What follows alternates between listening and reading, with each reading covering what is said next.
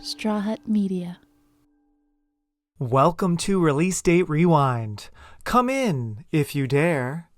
I would like, if I may, to take you on a strange journey.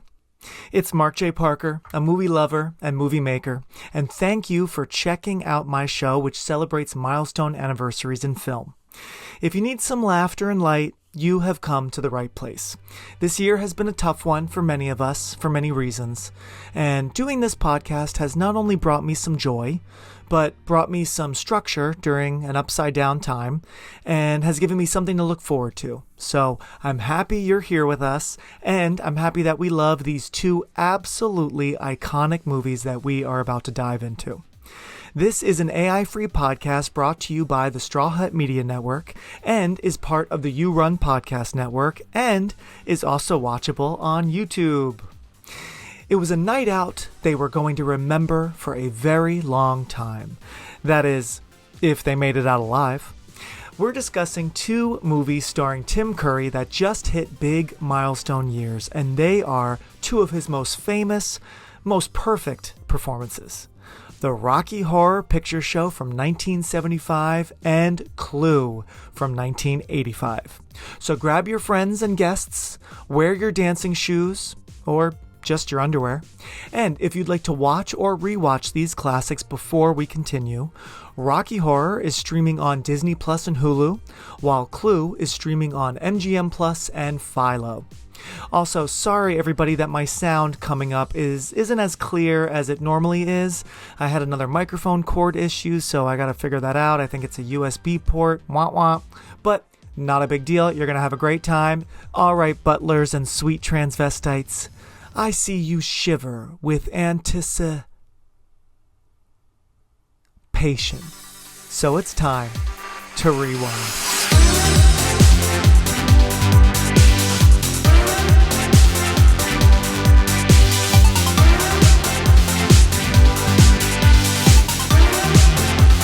I am so excited because, man, this is like the double feature of double features. And I got two great gals with me who love movies just as much as I do, and I've known them for decades. We're welcoming back Katie Bruno and Jackie Renne, my fellow campers from Camp John Waters. Hi, girls. How's it doing? Hi. How's it going? Happy Hi. Sunday Fun Day. Yeah, Sunday Fun Day. Sunday Fun Day. If you're watching on YouTube, Jackie is Mrs. White. Oh my gosh, Jackie, can you show a little bit more of yourself somehow? Can you? So what do you got on? I have, it's a jacket that I bought at my first job ever at TJ Maxx. This is my prom jewelry from junior prom. And this is all just stuff I had. I'm wearing my little pillbox hat from when I was Janet Snakehole. I remember. I was there for that. You were there for that. Yeah, we went to Witch's Ball. Yeah, that was great. So this is just stuff I had lying around, and the wig isn't as much Mrs. White as I wanted. It's a little Cleopatra, but don't even worry. It's the vibes. It's working. Oh yes. Who did you go to prom with, Jackie? Junior year? Do you remember? Junior year, I got dumped by my boyfriend. Literally, 2 weeks before prom, I'd already bought a ticket. So I went with Chris Pensiero. Best prom date ever. Shout out to Chris Pensiero. He was so much fun. It was honestly the best prom. I went, I got a dress from White House Black Market where nobody else was shopping. I went there too. Oh yeah. That was fancy. I almost got my prom dress from there as well, but I ended up getting it somewhere else. But yeah, White House Black Market. Yeah, that was. It was very 20s. I had finger waves in my hair, and shout out to Chris Pensiero, best prom date ever. He was. Who was so your much boyfriend? Fun. Why can't I remember who were you with? Jean-Pierre Trudeau, putting him on blast. Is that what? He's got 3 names. Is he a serial killer? Jesus. No, but he was a piece of crap and dumped me 2 weeks before prom. Then when we went to Van Helsing, is he bald now? He's bald now. Isn't I'm pretty sure he's bald now, and he had long hair. It's a joke amongst. We put a. So any man that has wrong Jackie is. They're all bald. We mentioned that at the reunion. Who has a fabulous head of hair? Her current husband, Chris Better. Oh, being good. He has a fabulous head of hair. Men named Chris. Big shout out. But we found him in the theater. We all went and got Chinese food at the food court in the Morristown Mall and went to go see Van Helsing, smuggled it in, and he was in the back with another girl. Oh, that. And now he's that involved. Memories. God, I remember Van Helsing in May 2004 so Me well. too. It's weird how I saw them at times of I was our so lives. angry. Oh, I bet. Why, Jackie? Why? Why were you so mad? It's a masterpiece. It's If you're Stevie Wonder or Helen Keller, but and we have Katie. You are dressed. Are you magenta? You're giving me magenta vibes. I'm just like one of the transvestites. Yeah, Transylvanians. you're one of the Transylvanians. Yes. Yeah, just a Rocky Horror shirt that I cut up. I'm like a little Professor Plum meets a Transylvanian meets a John Waters fan. So there we go. Yeah, I got my little coffin necklace, but instead of Eddie, it's just roses. But R.I.P. Eddie. Oh my gosh, yeah, we got to talk about Eddie in a minute. Yeah. Whoa. But I kind of going for the punk look, which actually, fun fact, the costume designer, they say kind of inspired the punk look. Isn't that amazing? Yeah. Yes. Yeah. From this movie. And I was reading, you guys probably saw too, that she didn't really like do much research, even though it's sort of a I was generalizing. Yeah, I was generalizing. She's a friend of Tim Curry, so she's like, I don't really know science fiction, but I'll do it. Isn't that amazing? Yeah. Oh my God. Yeah, wild, cool. wild. Anyway, so we are all dressed up. We are ready to talk about Tim Curry. But before we do, let's talk about another wacko, amazing filmmaker who we love, John Waters. Katie, Jackie, and I were in a cabin a few months ago. You haven't been on the pod. Both of you haven't been on the pod since camp. We unfortunately, Jackie wasn't able to go next year anyway for its final season, which was such a bummer to hear. But man, Katie and I, we were shut out of camp. We didn't have a chance. It was the last year they're having it. Oh I know. God. The power of the words final year, right? Holy cow. I think we were very naive, about we would get tickets and we'll get in. And because Katie and I are texting, we're like, we'll try later tonight, like dinner time. Yeah. Sold out. We didn't get our tickets till March. Months later. I'm so sad. Because I remember the three of us were at lunch with Alice and with Chris. Yeah. Christmas last year, and we brought this up. We brought up Camp because I'm like, Katie, Dorf is going to be there. We have to make this happen. The one and only Katie's. Katie is meant to marry him. One day we will make it happen. Okay. They've at least met. We'll make it happen. Yes. But and then we're like, all right, well, let's keep it in mind. And we didn't buy until late March, right? Almost 100%. But wow, I was I was so sad. It was, I was bummed, but you know what? what? We got to go. Yeah, it wasn't meant to be. It was an amazing experience. Anyone out there that Camp John Waters for life, like that. It was. Right. I'm so sad we went so late. I wish we could started 5 years ago. What took us so long to get there? It wasn't in my sphere until Mark, you brought it up to us, and I'm like, oh wow, isn't that fun?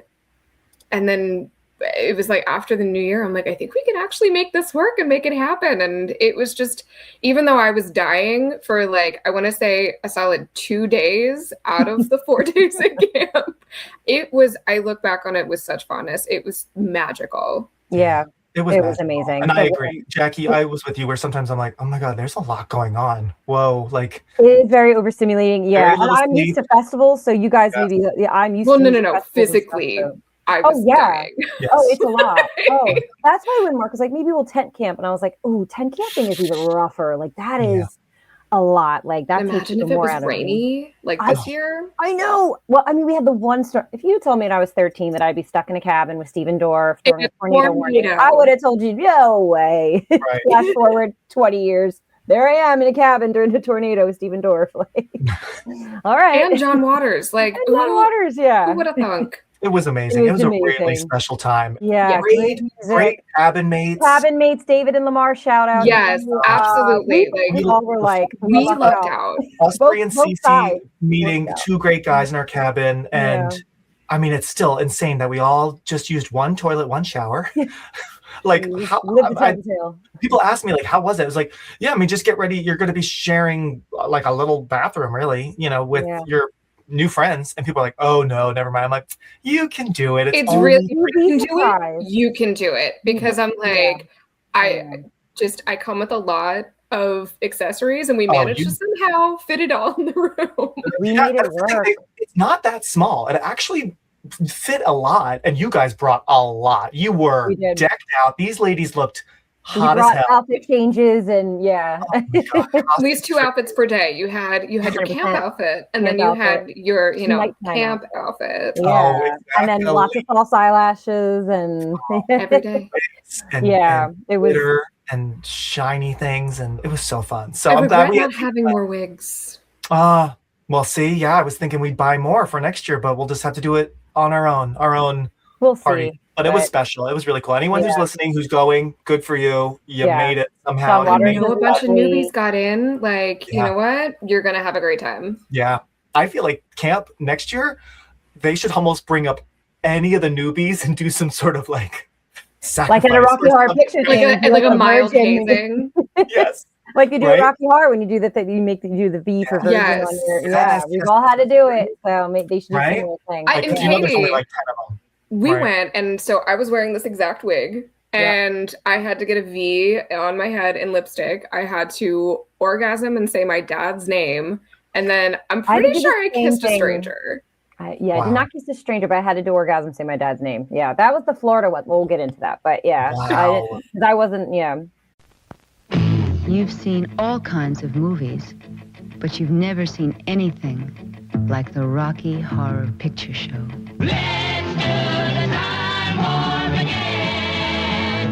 Let's fully jump in to this double feature picture show of Tim Curry. We're going to start with Rocky Horror. That is the older film. Then move over to Clue. 2 truly iconic movies from an iconic actor in 2 of his best roles. Would you agree? I mean, when you think of Tim Curry, it's kind of like these 2 roles are the first thing that come to mind. Would you agree? Yeah, as an adult, yes. If you asked me as a kid, I would have said Home Alone 2. Oh, I was going to say Muppet Treasure Island. And Muppet Treasure Island, absolutely. Or Texas. And I would have said Fern Gully. Yeah. Fern Gully. That was my next. Yeah, Home Alone 2, Fern Gully, and Muppet Treasure Island for as a child. And then as an adult. Like an honorable mention. I didn't see Rocky Horror until I was like in my 20s. And Clue was it that kid. Okay. Mm-hmm. Interesting. You first late saw bloomer.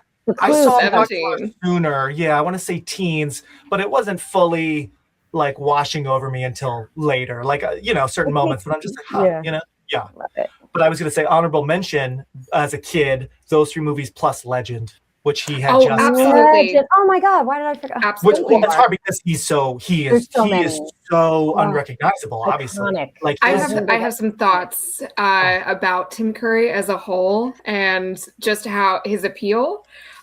We can get into that later, but Legend 100% falls into that category. Yeah. Oh, girl. We got a thing for Satan. And muscles. Oh my God. It's crazy that's Tim Curry, right? Like he really is such a chameleon. The guy that is Frank-N-Furter, and he's Pennywise too, and guys. Pennywise, oh my God, duh.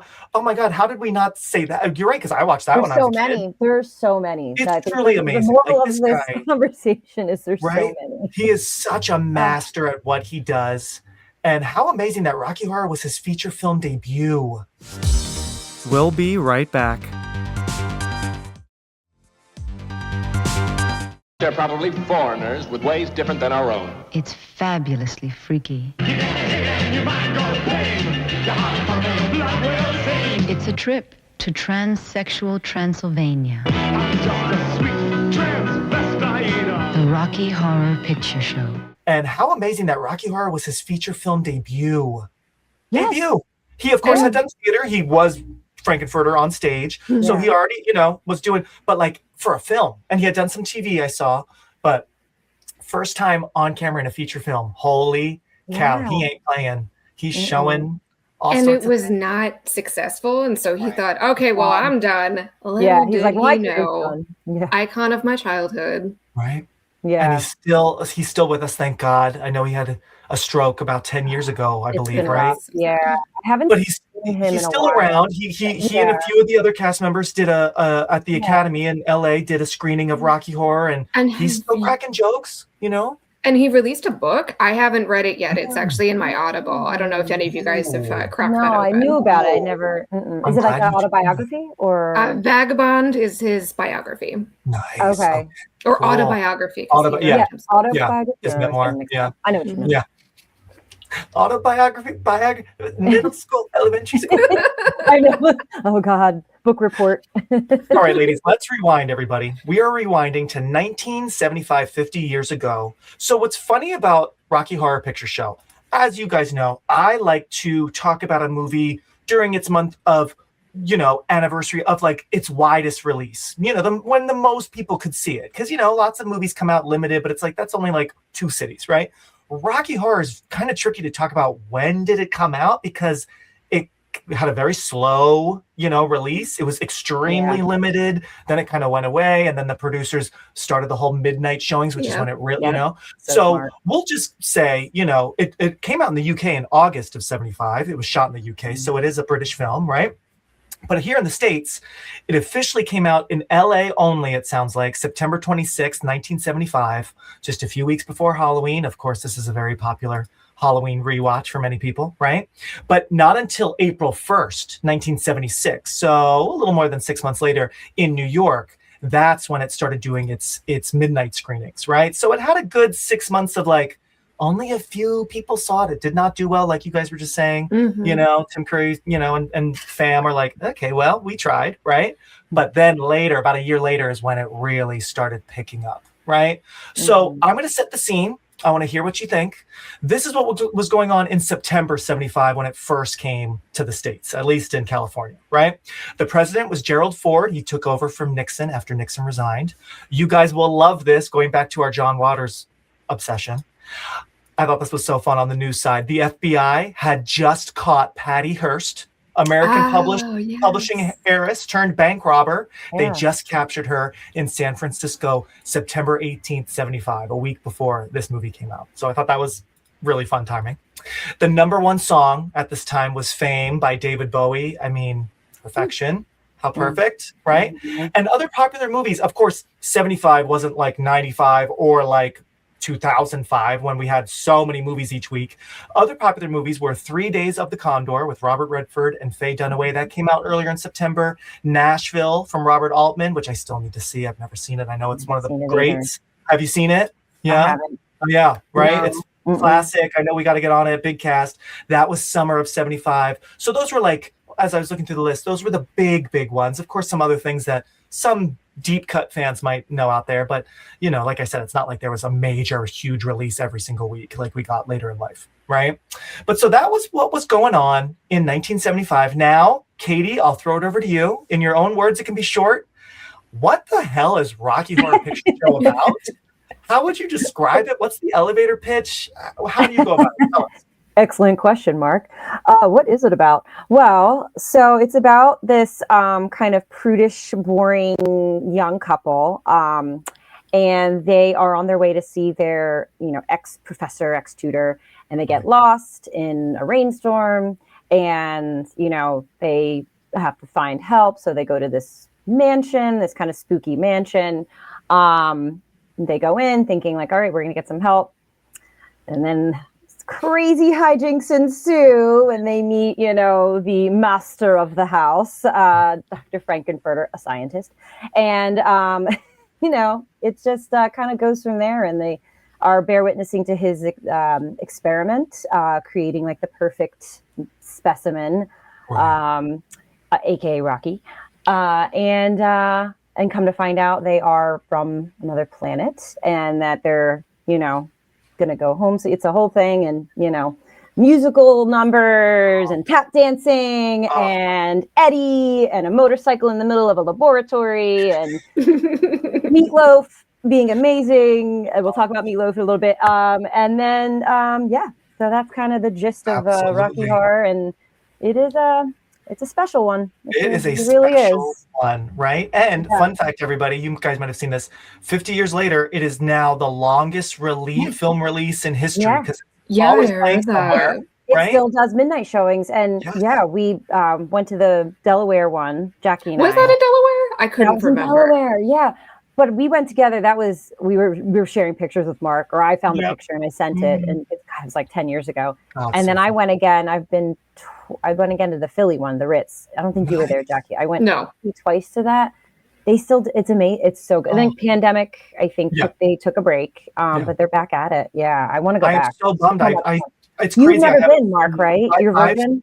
I've obviously seen this multiple times at home. I've seen multiple stage productions, at least 2, maybe 3 throughout the years, and one in college, which was fun. And man, I had a crush on the actor playing Rocky, and he's wearing his gold undies, and I was like, I mean, everyone in the theater did. I mean, he was just he was a babe. But and then I saw it in a great production in Maine. So I've seen like the stage musical. Have you guys seen it acted out on stage as well? To a point.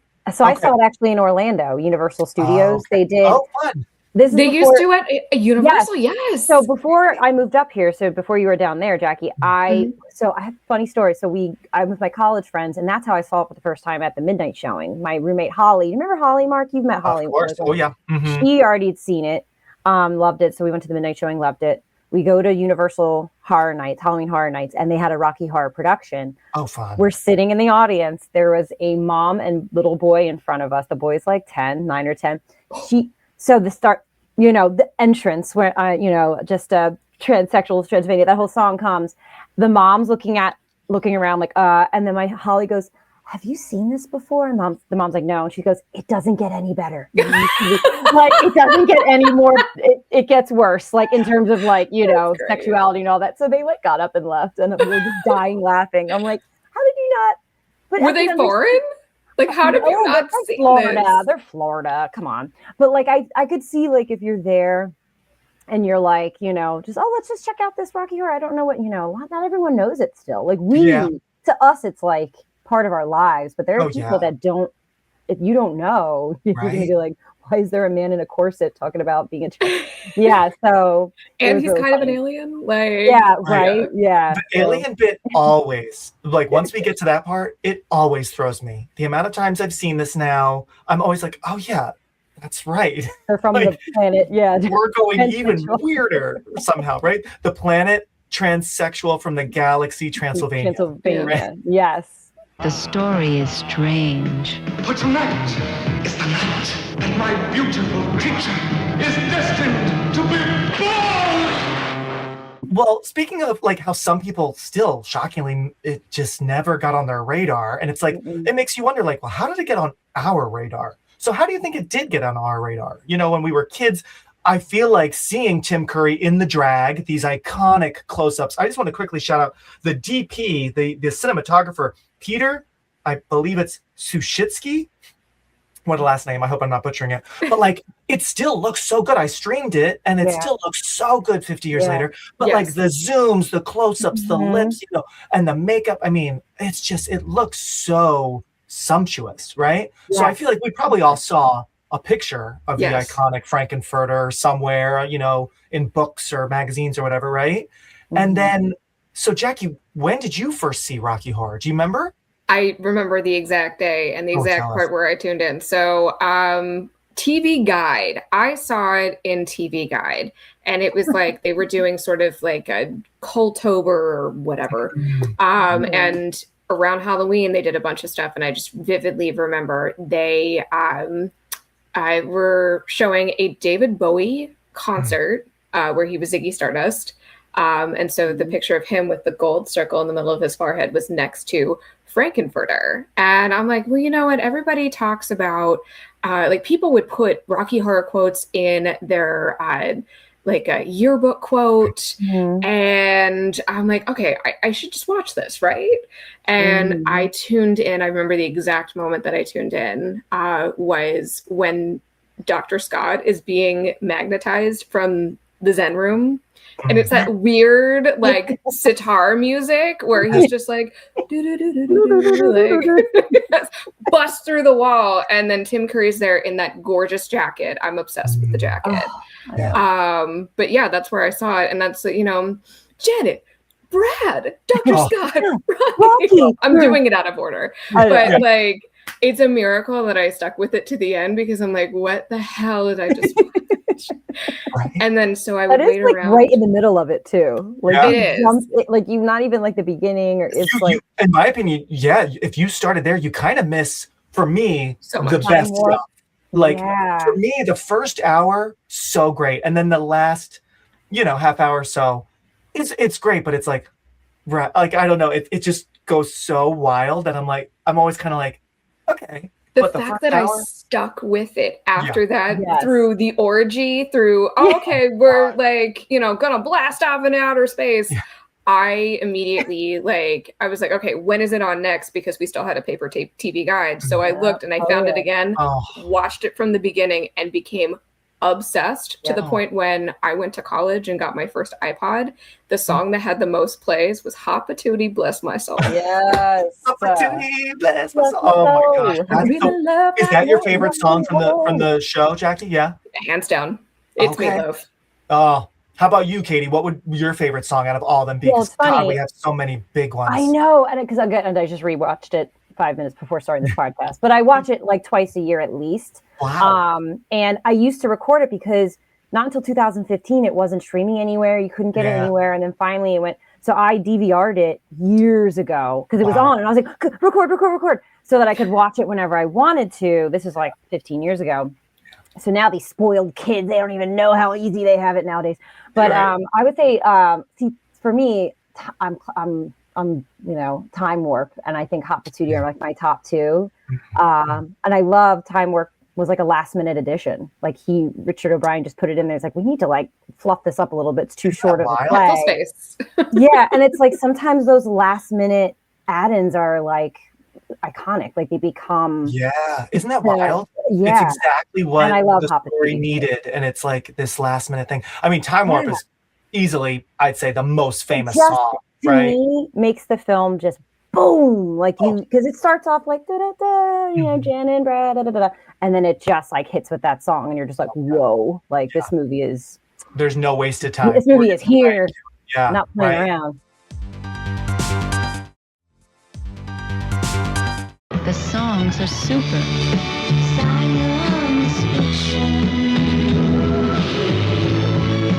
The scenery is smashing. The cast is completely crazy. I would say, in addition to those great songs, because those are two of my absolute faves, I don't know what it is, but God, I just always smile hearing Susan Sarandon sing "Cha-cha-cha-cha-cha-cha." I agree. Right? I just feel like randomly that'll pop into my head, and how can you not smile? That's a good. All of us that grew up in like conservative like areas like Florida. It is a very. I love that song. Yeah. Right. It's just like so unabashed and like just goofy, and so those are great. I mean, really, honestly, every song is so good. There's maybe one that I'm like, oh yeah, I kind of forgot about this one. Sword of Damocles, underrated. When Rocky, I like. There's a lot of them that are kind of like, oh no, this is once you get to like superheroes. If you're watching the UK cut, like, so I have a question. Superheroes, is that because I read that too, and I was like, wait, is that the last song when they're digging themselves out? Yes. Okay, because that's in the cuts that I've always seen. Was there ones without them digging themselves out? Yeah. So originally released in the US, I only ever watched the UK cut. Wow. So what's on TV now, the UK cut on Disney Plus and Hulu? Yeah, what's on Disney Plus, because I made sure. I've never seen that version. So where did they end it before? And did it just end when they were escaping the mansion? It ended up with them doing like the after Brad and Janet sang, and it's just the chorus, and the it looks like the castle's about to like take off. That's where they end it, and they're crawling on the Earth's space, like that whole thing. They just very primordial, like crawling out of the. Yeah, I didn't know the names of like some of the songs because I've always known the movie. Like I remember loving this and trying to go on iTunes like 15 years ago, and I couldn't find the soundtrack anywhere. Like what was that? LimeWire. I know. You just have to dig through all the porn, then there it is. There's Time Warp. I never met the LimeWire. I know. I'm happy and sad. Green logo. Yeah, the green. So iconic. I didn't mess with LimeWire, which is good and bad. I missed a lot of songs, but I also didn't destroy the family computer. Good. Yeah, no viruses, right? But yeah, so many great songs. Damn It, Janet. I'm just looking. I mean, Sweet Transvestite, of course. I mean, what an entrance. Yeah, and also I just love that line. Don't dream it, be it. As they're in the pool, and that's the quote I always like. I'm like, oh, don't dream it, be it. Rocky Horror. Okay. So simple, so strong, right? Like that's tattoo worthy, right? Ooh, yeah. we should get matching Rocky. I thought about getting the lips tattooed. Oh, yeah. But yeah, don't you be that would be. And I'm not a fan of words as tattoos on me, but like, see, I'm a big word person. Yeah. Okay. I thought I would consider. Right? It's so simple, and you could like dress it up however you want. Vertical. Just have a giant Frank-N-Furter down on my back. Oh, you could get the lips, and around the lips are those words or something, or in the. I don't know. That's just something in the lips. I don't know, something, right? But speaking of the lips, it coming out of the lips. Yeah. Right? Oh, I like that. Yeah, like in a cool like word. Like a comic booky font. Yeah. Yes. Yeah. Right? All right. Let's keep this in mind, right? I like it. We're all together at a tattoo parlor.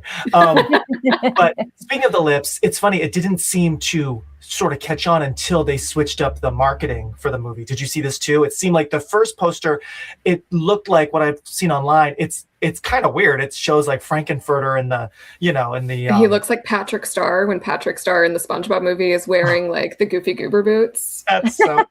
It's a really bad illustration. Right. And it's weird, and it looks kind of maybe like adult weird movie. What am I getting into? Is this like a, I don't know, porny snuff film? I don't know, right? Costumes and him in a corset, like it could be perceived as, like this is just going to be like trash, like a porn, right? Especially if he's drawn like a blow up doll. It was really you're right. Yeah. Exactly, that's what it looks like. You're right, Jackie. Well said. So changing it to just the classic red lips, black background, and I think the tagline was something like, "This is a different set of Jaws," because Jaws had come out just a few months prior. Oh, I didn't know that. That's a good. Oh, I love that. That's on my DVD. Yeah. Oh, is it? Oh, wow. Yeah, I love that. Right. So then that's when it started. I guess maybe seeing less is more.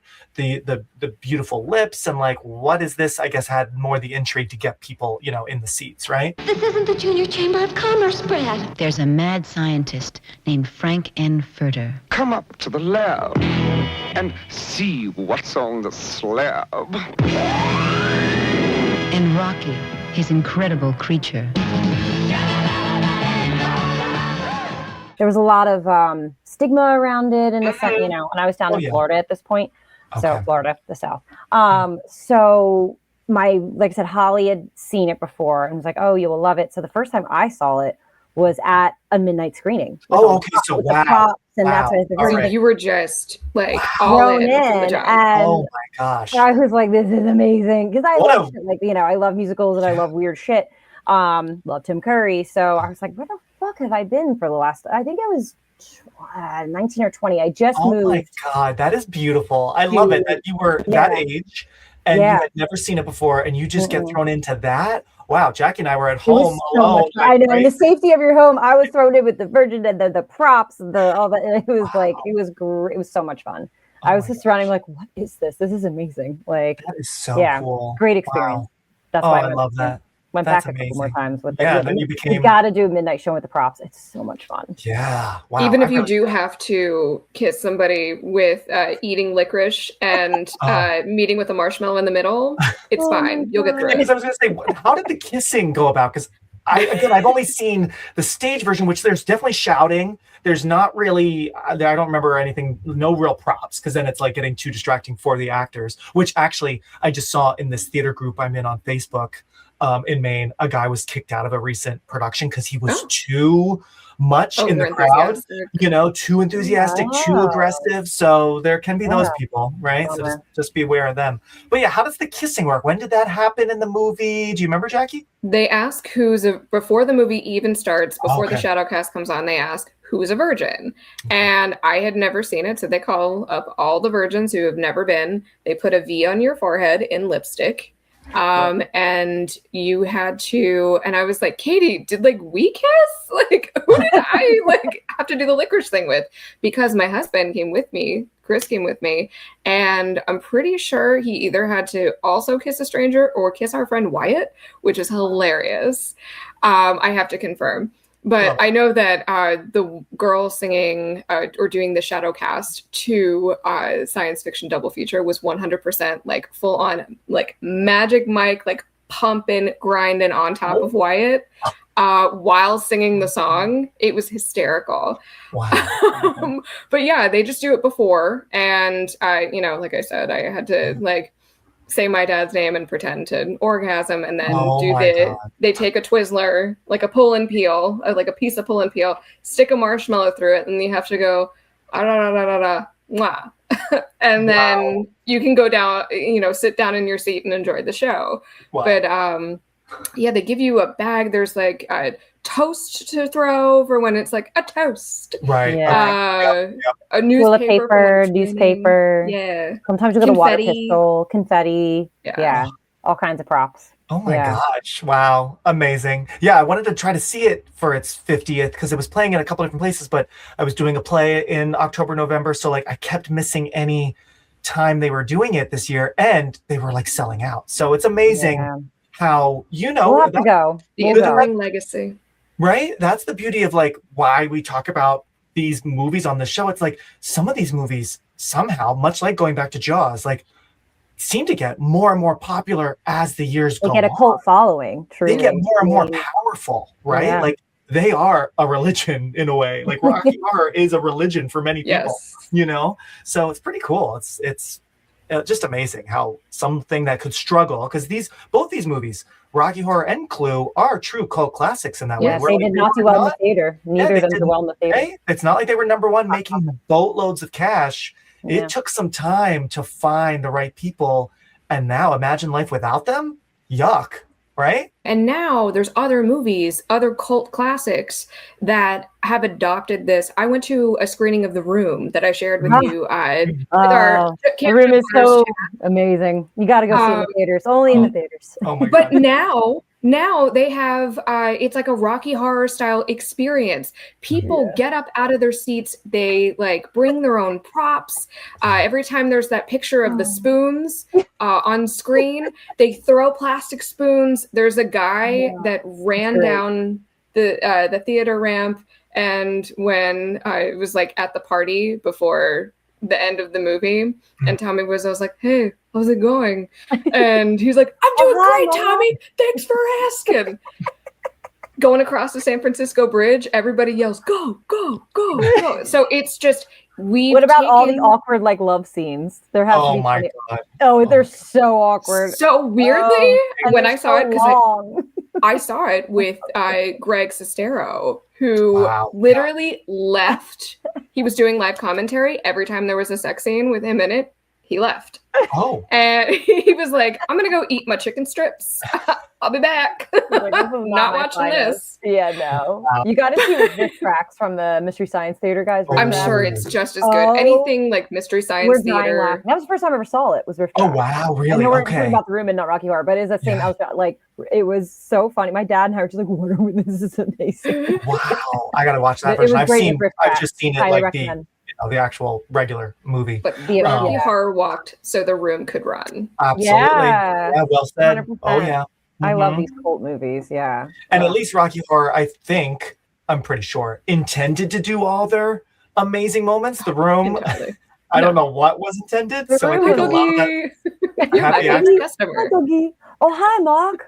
Anytime I want to see oh, hi, Mark. I did not hit her. I did not. Oh, hi, Mark. Hey Rewinders, I hope you're loving this great chat with Katie and Jackie just as much as I am. And if you are, please leave a rating, a review, a thumbs up on YouTube right now, right this moment. And send this episode link to your movie-loving friends and family members so they can enjoy it as well. If you're in a giving mood, since it's the holidays still, please consider renting my short films on the new streaming site that I co-created called Sparrow. And or, if you'd like, you can send your host a little tip to help me survive this crazy world of being a freelancer in the entertainment industry. My Venmo is at Mark J. Parker, and I will happily, absolutely happily thank you directly and publicly in the next episode. We'll be back in a moment. I knew he was in with a bad crowd, but it was worse than I imagined. A sinister servant named Riffraff. I remember doing the Time War! Music, book, and lyrics by Richard O'Brien, who of course is Riffraff. He wrote this and now is not only in the stage version, but in this, and thank God. It's actually, I didn't know until this year that even a lot of the supporting players are from the stage productions. Patricia Quinn, Nell. They were in it as well. No, is it Nell Carter? Campbell. Nell Campbell was in it. Tim Curry, right? yeah. Yes. So I love that they were able to stick with it. I mean, that's the power of an independent film. The director really fought to keep a lot of the original cast. And the director had also directed. Yeah, Jim Sharman had directed productions of this as well. So yeah, he would. So he really fought to keep a lot of the original cast. Yeah, which is awesome. I mean, that's why it's so good. Imagine if, they're all replaced with famous people at the time. Which is what they wanted to do. 20th Century Fox wanted to. If you think about it, Susan Sarandon was like, she's she not more well known. Yeah. She isn't what she is now, but she is definitely the most well-known. And she's so stinking cute. She looks so good in this movie. I know. I love her in this. Right? She is so cute. And she didn't want to sing. She didn't want to sing. She wasn't going to audition. She just went to pop up by to say hi to Tim Curry, her friend. And they're like, you should audition. She's like, I don't sing. They're like, just sing Happy Birthday. And she's like, fine. And then they had a lot of auditions of actresses that they were like, they can sing better, but they're not funny. We want someone we rather go for someone that can sing okay, but be more funny and like interesting. So and she's such a good Janet because she just naturally has those wide eyes. Yes. I love the deer and the deer doe eyes. Yeah. Perfect. Right? So that mixed with her higher voice and her look, and Barry Bostwick. She did a good job. Like, absolutely. I love her even though she's like, I don't want to sing, I'm not a singer. Like you did good. You pulled it off. Yeah. Definitely. Oh yeah. It works completely for Janet. I mean, I think really, I don't know. Let me think real quick. Out of all the songs that we love, I think Frank-N-Furter needs to be a good singer, but I think a lot of actors don't necessarily need to be the strongest singers. No. You know what I mean? Yeah. You got to just it's all about the energy, and the comedy and the camp. You have to lay that camp on thick, baby, right? Yes. So director Jim Sharman, he had done other theater, including this show and some shorts. This was his obviously big first film, but a film before this that he made. I just thought the title was so fun. Shirley Thompson versus the Aliens. So 1972, he made that film. Wonder what that's about. Right? I'm seeing a theme here. Okay, dance movie. Right? Oh, okay. Right. And then Richard O'Brien had done some film and TV work, and of course stage as well. He seemed to be kind of doing some cool things. And it's so funny, Katie, you were on with me for Spice World, and he's in that. Yeah, that's him. The creepy bald man who's in a toilet. In the toilet. I forgot about that. I didn't realize he wrote. And then with the bowl of fruit on his head. Yeah. Yes. Yep. And he popped up in Dark City, which I feel like we've talked about. Oh, he's so. I love Dark City. Yeah, I love Dark City. So he makes those. Ever After. People forget he was in that. He's so good at creepy. He's so good at being creepy. He just has that look. I mean, hair or no hair. He's just got villain face as that bony, thin, So and he had not only written the play, but he co-wrote the screenplay with Jim Sharman. Basically same thing. I'm sure a little changes here and there to make it work for the camera, right? But so those were our major players. Now I don't want to take too much time into that because I now want to go into what are our favorite lines, scenes, looks. There's so much costuming going on, or lack thereof if you're Rocky. But we can go around the room. Katie, since you told us what the movie is, why don't you go first? Doesn't need to even go in order, whatever you want to do, but feel free to shout out, we talked about our favorite songs. What's a key moment for you? You want to talk about Eddie? Yes. Oh my gosh. I know Meat Loaf. And well, it's funny. So when he was going to be up for the role, Richard O'Brien gave him Hot Patootie. He's like, hey, here's the song. Don't worry if you mess it up. No one ever can sing it. They always flub it. He goes, I love Meat Loaf. What a star. He goes, what's the problem? And he sang the entire thing perfectly. Because I guess it's a hard song to sing. And that's why Richard O'Brien was like, a lot of everyone always messes it up here and there. No worries. And Meat Loaf's like, hold my beer. I got this. So I love that. I love that whole scene. I agree with you, Mark. The first, I feel hour is just boom, boom, boom. Because you have time warp and I love the costumes. They're so wacky and fun and they're perfect. And then you have Frank-N-Furter's entrance with that fabulous cloak robe of the silk, which also reminds me of Mrs. White. But anyway, because of the lining, the lining, and I just am obsessed. It's just such a reveal. And again, that entrance is just this movie is just going to be fucking so much fun, and you know what you're in for because you're okay. And then love I love the homage to Frankenstein, the old yes, hammer. I was going to say I really love that this is a very verified Mary Shelley, It's really like Frankenstein's monster, and and I didn't realize that Eddie and Rocky have the same brain. They split the brain. When you read fun, because I don't like pay, I watched it so many times, but when you're really researching, like, oh, I've missed that. Like, I love doing this podcast. Well, it's so fast.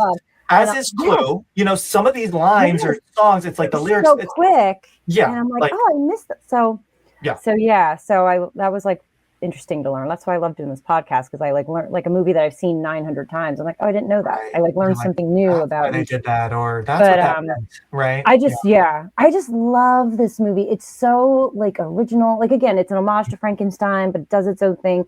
It's gender fluid, pansexual. I just love that it's just sexy and fun. I love the shadowy shots in bed when Frank-N-Furter. Oh my god! Oh my god! I'm not gonna lie, it's he's not hot. Hilarious, but it's hot. It's hot. And I love that it's like both Brad and Janet. Like, he's going for Why? Do you think I should? Do you think I should? Yeah. What have you done to Brad? Nothing. Do you think I should? They're both into it. Janet, they're like, no, but they're into it. And I do love Brad and Frank-N-Furter. I know. Yeah. No. And then Janet with Rocky. It works. Janet with Rocky. She goes from I'm not into a muscle man into I like muscles. I'm a muscle fan. Sweet young couples everywhere, So, and it's fun. It's fun, and it's just, it is sexy. Love the costumes, love the outfits. Yeah. Love the set. Again, that is amazing. And real quick, I'll say, movies today. You guys might have seen this too, but and how funny, Katie, you had mentioned in our text, I think, how funny that, both of these movies, I never even really thought about it until this perfect milestone year for them both, that it's all about people, going to a creepy mansion. They have no idea what they're in for, right? Literally, when Miss Scarlet and Professor Plum are going in the rain up to the door, I was like, "Is it?" I started like singing it as they're like, "This is such like similar." You're right. It's a perfect dogs. There's dogs in both. Right? Like, yes. I released the dogs. Right. But I saw this and I thought it was so fun. I didn't know this, that when it was filmed in the UK and it was on location at Oakley Court, which is a country house best known for its use in Hammer horror films. Mm-hmm. And a number of props and set pieces were reused from those Hammer films. I mean, that is perfection. Like, that kind of stuff makes me giddy. I'm like, oh my god, that is movie magic, right? Yeah. That a movie, this production, this movie is a send up of those kinds of sci-fi and horror films, and that the DNA of those movies is not only in it in how they're performing, the story, but like actually what we're seeing. Perfect, right? So cool. I love it. And Brad and Janet. My name's Brad Majors. Just a couple of clean-cut kids. This is my fiancée, Janet Weiss. Touch me. I wanna be dirty. You go in for Tim Curry. So what I took, I watched it the first time and I'm like, what the hell? I was 17, there's the pool orgy, and I'm like, there's just like bulge and nipples and like everybody's wet, like what's happening? But like watching it fully for the first time, it was like, wow, I'm like weirdly attracted to Tim Curry. Like, what's happening? Yeah. And just the way that he says things, well, the accent, he said that he based it off of like his mother's telephone voice and Queen Elizabeth. Elizabeth II. Yes. But there's he started with a German accent. Yes, which kind of makes sense. I get it. It's going to be Frankenstein. You want to have a German accent. And Dr. Scott has the German accent, so I found it. I love the accent. I agree, Jackie, that Tim Curry does. It's good. Yeah. But like the accent that he picked was perfect, but there's lines where he's like coming that I still. Oh my god, I wrote that down. It's so funny as his head is in between Brad's legs. Yes, coming. Yes. I use that line when Shelby's at the door. I'm like, coming. Yes, it's like I everybody Shelby when she's like trying to get in. I'm like, coming. It's one of those like vocal stems that I still do, and it's just you don't necessarily in the moment realize where it's coming from. I'm like, okay, I'm just talking like Frank-N-Furter. But it truly, Mark, you brought this up. Like, he is a pan icon. It doesn't matter who you are. Like, guys, gals, non-binary pals. Like, he is for everybody. He really is. And he works his very little clothing so well, right? Yeah. Like great body, great singer. Like like he does such a great job that I forget that that's an actor, and we're not actually just watching this like strange person who you can't take your eyes off of, who only exists in this movie. It's like, no, then that's a normal guy who does other things. You know what I mean? Like, it is so mesmerizing. Yeah. And you're right. Agree. He's for everyone. Like, he is attractive in various ways throughout the movie. And you're kind of like, wait, why am I? What am I thinking? It makes you question. And especially watching it as like a young, horny teen, like it's why it connects. And even Tim Curry said, he's like, I find this now as a rite of passage for teens. So many people have come up to me and said like, oh, this was like, even Princess Diana came up to him. Yes. And she's like, it quite completed my education. Yeah. Well, Jim Foreman, the director, described him as like, he's the man every woman wanted to be and the woman every man wanted to be. I was like, whoa. Because, right?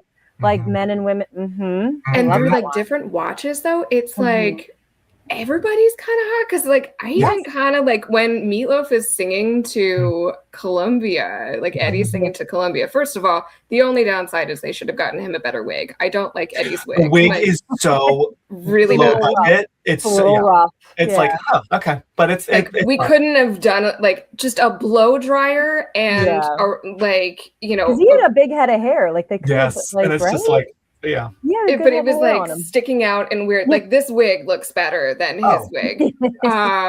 But yeah, when he's like looking at her and like singing to her, I'm like, oh, okay, is Meat Loaf hot? Yeah, but and later watches too, I'm like, dang, Barry Bostwick? Yeah. Oh my God, Barry in that underwear. I wrote down that underwear is something. I know. That is and I love what Frank-N-Furter even says something about the underclothes. Oh my God. I love your undergarments or something. Yeah, it's something like that. Yeah. Something like that. So funny. Oh man. But he's like very sarcastic. But like great legs too. When he's in the fishnets. Exactly. Oh, the fishnets. You know who else looked good in the fishnets was Dr. Scott. Oh my God, I said the same thing. I was like, dang, Dr. Scott, you got some nice legs. And I'm sad that we didn't get Meat Loaf for that, because traditionally, like in the stage show, he would have played the same character, which Meat Loaf was up for. He was like, oh, I'm kind of disappointed they didn't go for that. He was great, though. Eddie.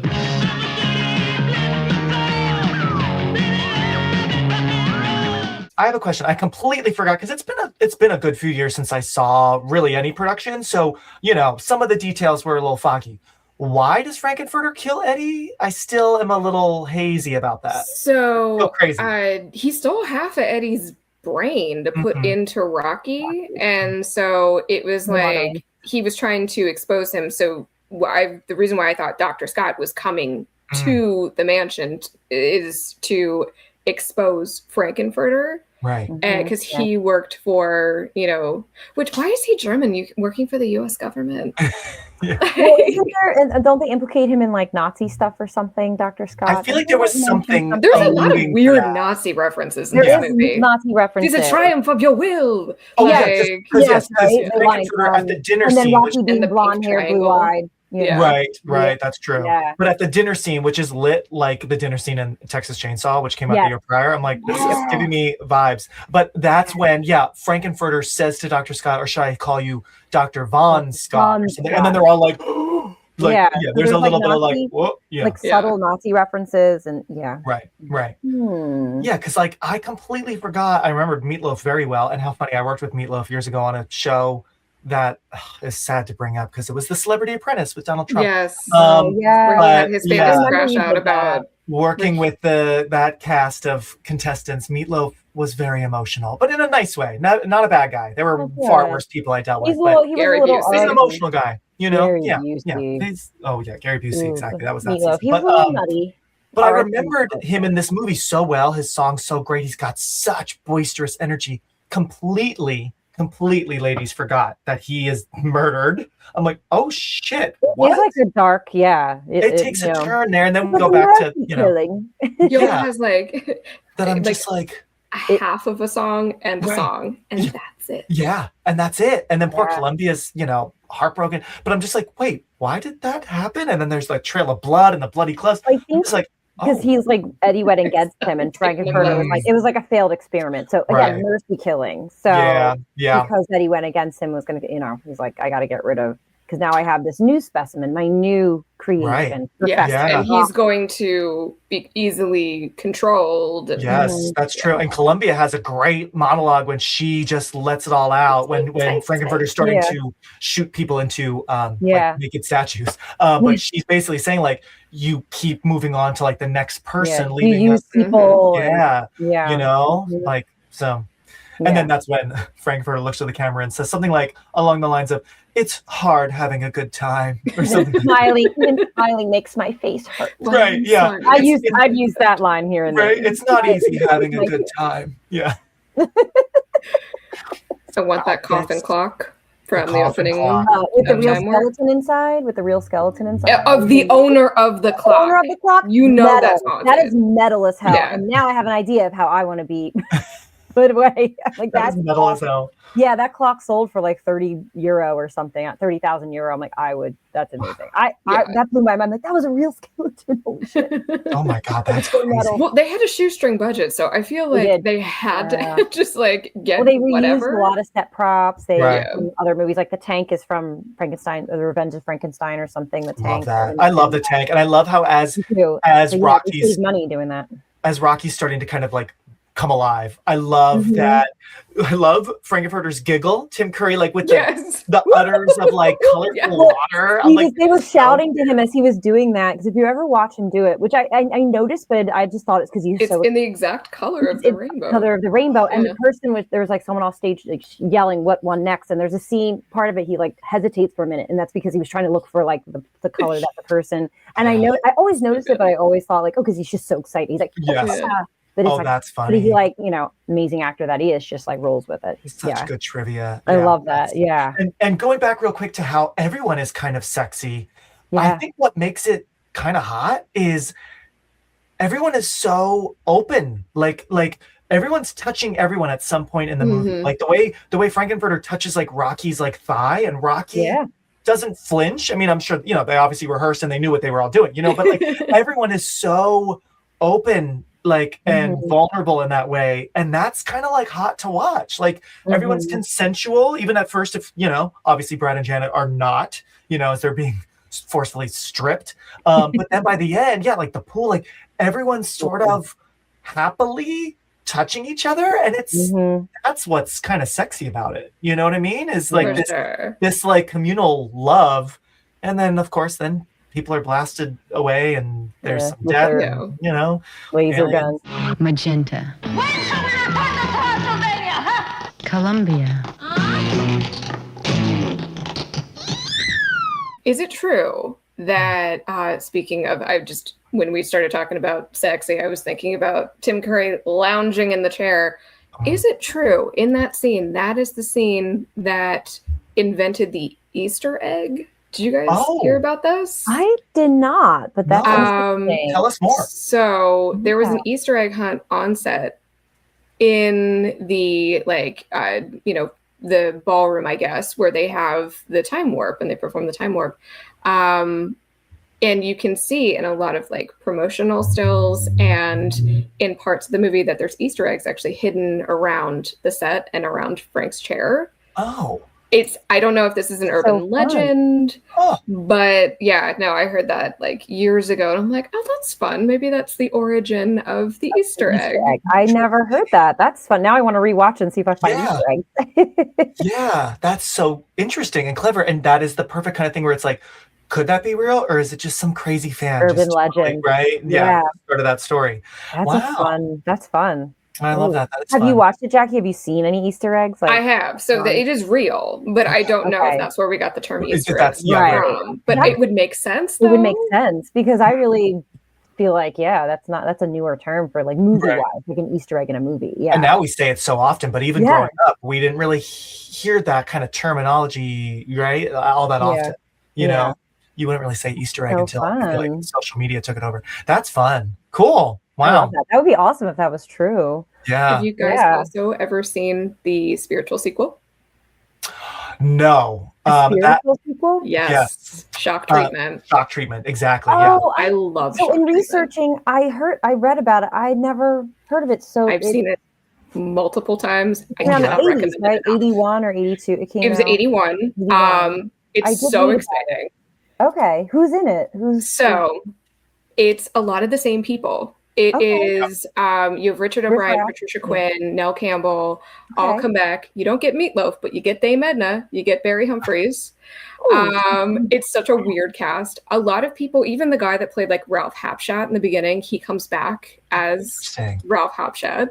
But like, so instead of Susan Sarandon and Barry Bostwick, though, they have Jessica Harper from Suspiria plays Janet. Okay. And Cliff DeYoung, who was supposed to, he was in the running to play Brad. I saw that. He is Brad. And it's insane. It basically... Wait, so it's a new Brad and Janet? It's a new Brad and Janet because they didn't want to return. And so it's sort of like...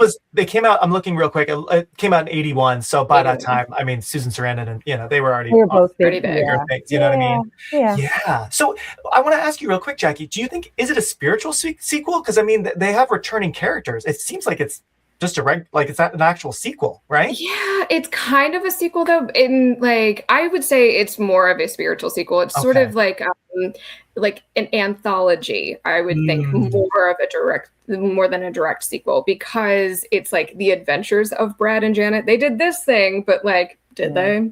And then this is like, they have a TV show that they invite all the residents of Denton to participate in it. And it's like, it predicted the rise of like daytime TV and like reality TV before it was even a thing. And it's just the one thing, because I watched it yesterday, because I'm like, now I'm going to watch it. I have to watch streaming? it. I cannot. It's on YouTube in its entirety. Okay. Perfect. Not recommended enough. I love it just as much as Rocky Horror for the songs. Shock Treatment, the opening song is like pretty good, but like once you get to Little Black Dress, Shock Treatment, Lullaby, I like so good. And I didn't realize it. I know what I'm doing tonight. I'm gonna be watching this. Because again, like with the research, I kept seeing this movie pop up, Shock Treatment. It's so good. Again, I was so limited on time with research, so I would have delved more deep. I was like, okay. So when you brought it up, I'm like, that's what they mean. Okay, we gotta watch it. Another reason to watch. I just realized last night that Rick Mayall's in it, and he's like 23 and adorable. So if you love Drop Dead Fred, like you got it. Okay. He feels like such a perfect fit for that kind of movie too. This kind of crazy world, right? Yeah. He's like an orderly. So the premise of it is basically just like Brad and Janet are part of this like community of Denton, and they go on like this marriage TV show, and then Brad gets committed to this like fake hospital that's like a reality show, and ahead of its time, right? 81. And the people that run this hospital, it's Richard O'Brien, Patricia Quinn, and they're like doctors, and then Rick Mayall is an orderly, and Nell Campbell's like a little slutty nurse, and they're all over each other all the time, which I'm like, maybe that's why I didn't notice that it was like freaking Drop Dead Fred for years. I had seen it, but highly recommend. Wow. Okay, what a great recommendation. We got to get on it, Katie. Yeah, I know. I'm like thinking about like, all right, that's what I'm gonna do tonight. Or thank you, YouTube. Right? I know YouTube. An hour and a half. It's a fever dream. What I love about Rocky Horror and Clue too, they're quick watches. It's like a quick. There's fun, really no time wasted. There's right? no time wasted. There's no Rocky Horror, they only filmed it in 5 weeks, so they were like, boom, boom, boom, boom, boom. Which is crazy for all the choreography, all that, and some of these. And it was freezing. They had like heat on set, so they were. Students had got pneumonia. Like, it was I remember hearing that. Yeah, in the pool and everything. Oh god. Yeah. And Barry and Susan were like secretly dating. Yes, did you? And there was like a lot of drama with that. I love that. Really? Yeah. But like Susan O'Brien, it was years later. It was like 2013 or 14 that Richard O'Brien was like accidentally was like, yeah, they were dating or some interview, and he was like, but it's like 40 years later. Yeah. Interesting. I mean, they're cute. They're cute together. Yeah, you're half I'm naked sorry. and you're both cute for 5 weeks together. Yeah. Barry Bostwick in those glasses, I'd be like, Susan, get it. He's got that thick head of hair, right? They're both cute. They're both Yeah. young. Half naked in front of each other for 5 weeks. Something's going to happen. It is a bit of a bummer that Susan doesn't seem to do much like with the movie anymore. Like Barry and Nell and Tim, a few of them, still go around to like some of the screenings because like it was actually on tour in the fall, going to some of the big cities with them. I missed it because I was working. Oh yeah, same, right? I know, same. But like Susan doesn't seem to really do that stuff, and I feel like there's always some big star in these movies we love from the past that doesn't really get involved, and it's like, can you go to one, please? Right? Because it's like it becomes like, am I getting paid? Right. And it just should be like, well, but you made this art. And like it's one of your most famous too. Because I know if you're like, she's busy, probably got 1 million projects going on, so there's that too. Yeah, I guess there's that. Yeah. Did you read Jackie or both? Vincent Price wanted to play the criminologist. Yes, the criminologist. I was like, he's also in Charles Gray is in Shock Treatment too. Oh, good. Yeah. But I was like, damn it. But he loved he saw the theater show and loved it. Vincent Price. So this trial. amazing. Oh, what a miss. That would have been again, like amazing, but busy schedule. So there's that too. And there's stars. You get a lot of projects going on. So it's not totally. Easy to get things in. I agree. But she, Susan Sarandon, I think, does support the film a lot. She was outspoken because none of the actors got royalties from the DVD sales. So she was really out. She was like, she was probably like, I'm not going to support something that's not supporting the actor, So because she's very outspoken with like women's rights and actors' rights. Oh yeah. We know she's super vocal. Interesting. Yeah, okay. I'm like, DVD royalties, that's bullshit. Yeah, well, I wonder. I mean, it was in the UK. I'm sure she might have been SAG at the time, but maybe she wasn't. Maybe it was all non-union. I know it was indie, low budget, but I don't know. Low budget in the 70s. I feel like a lot of stuff was like you shot small town like America in the UK. I feel like that was a thing. Now it's like the early 70s. Now we go to Canada for it's funny. Yeah. Dr. Scott. Great Scott! I always know this, and I always forget that the famous line, "I made you and I can break you just as easily," is from this because I know it. I can hear Rose McGowan say it in Jawbreaker. I mean, it's like that's burned in my brain. But she says that to Violet in Jawbreaker, and that's what Frank-N-Furter says in this film. So she creates Violet. Yes, right. I love that. I never thought about it. Says it in the hallway. I can make you, break you just as easy. So just want to shout out that beautiful connection because it's so fitting, right? it's true. It's like I love that kind of concept where like for whatever reason you make someone, right? He's building a man. I can make you a man, right? And he wants him for whatever thing, and then once your creation starts to have a life and a will of its own, then that's when shit gets great. I just love that whole, age-old classic story. I found one fun thing. Frank-N-Furter was penis and vagina slang in the UK. So Frank-N-Furter is a play on the word. I thought that was really fun. I'm like, I know I had a weird one. That's perfect. Yeah. Very on theme for the movie. Very on theme. What? Thank you, Jackie, for telling the world that. I love it. We just learned. I love that. That's so perfect. So important. For this movie. Beautiful.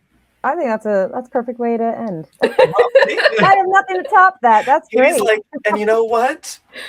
Scene. We take our bows, right? Give yourself over to absolute pleasure.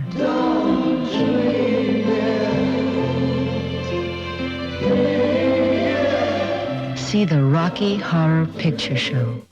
Thanks so much, everybody, for listening to this episode of Release Date Rewind. Check back very soon for part 2 of our Tim Curry double feature when Katie, Jackie, and I talk about Clue. See you then.